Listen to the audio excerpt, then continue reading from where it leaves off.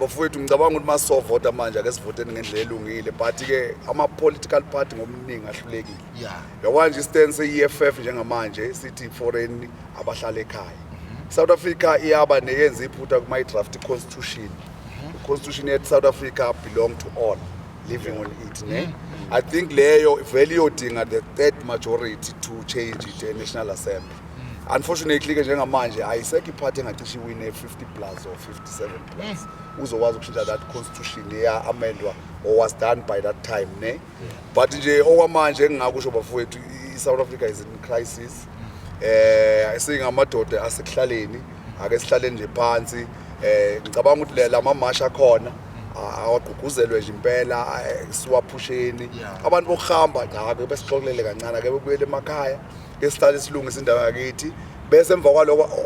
onamaphepha ongenawo ake kahamba ekubo ke bolungisa amazwi abo nawo emva kwaloko akubuye umuntu oneskill esisifunayo njengamanje manje uhamba uya eBotswana la kwamakhelwane eBotswana bayakuprocessa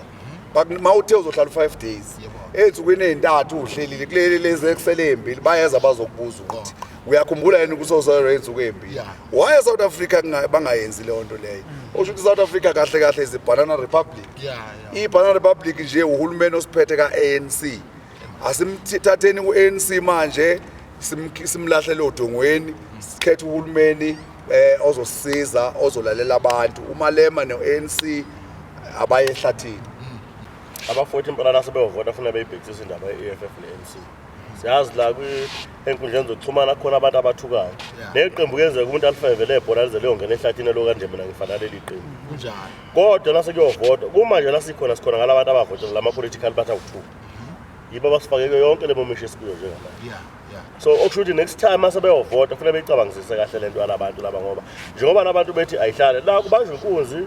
abantu ongabazi noma ngathiwa sebeyatrace abatholakala kunamaphoyisa adubula abantu umuntu waseZimbabwe adubula abantu ayikhona noma se-Roadport amaphoyisa bahambise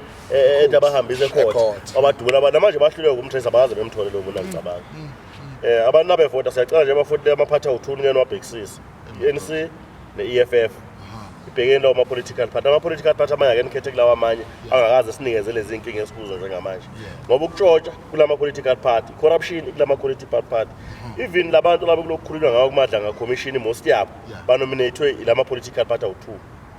abala kulezi ikhundla lezi so siyacela ukuthi abafuna sebeyovota ke bebabhekisise lama-political party ngoba la sikhona njengamanje kuthiwa abantu abahambe ngaba kuthiwa kuzothunyelwa amasoja into esingazazi asiyilwe labantu kuthiwa nje abahambe nje ngepeace beyemakhaya amalida lawa uyibona side anabo asithembisa yonke into ongayicabanga ukuthi izosivelela ngalo la kuzoboshwa abantu kanti abantu kuthiwa abahambe in peace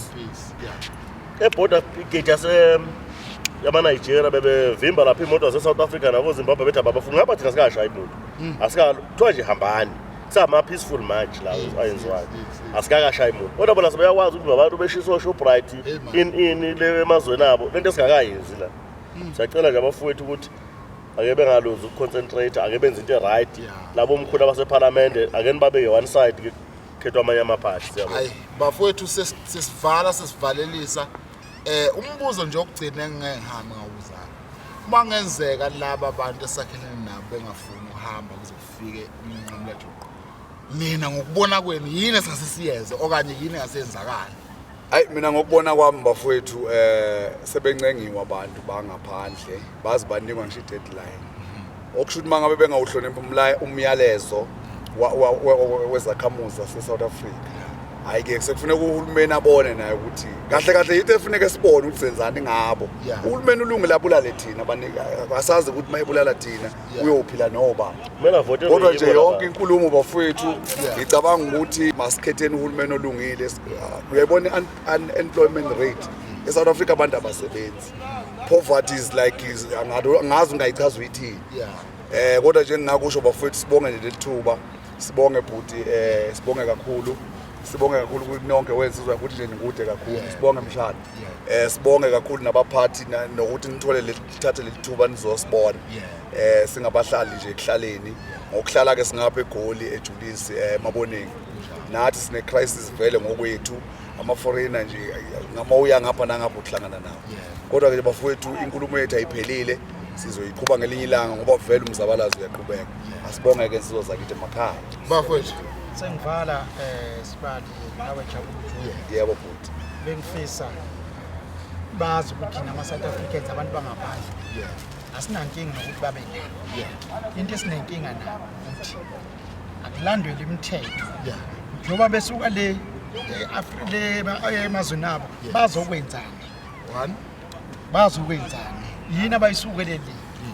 yini le azana ameze nento esingenayo lana lo muntu akahlali kodwa ozodayisa nje otamatisi bezogcwala itrati nani yibo laba bantu esingabafuni ngoba phela yibo laba basibamba inkunzi uphila ngani South Africa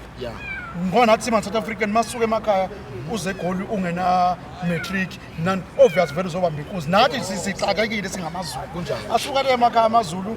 afike azohlala la egoli afike nabami kodwa manje ngcono kodwa ubanjwa umuntu vele mazi ukuthi somtholaphi lona mayibamba umuntu bese buyela ngakubo kwenziwa njani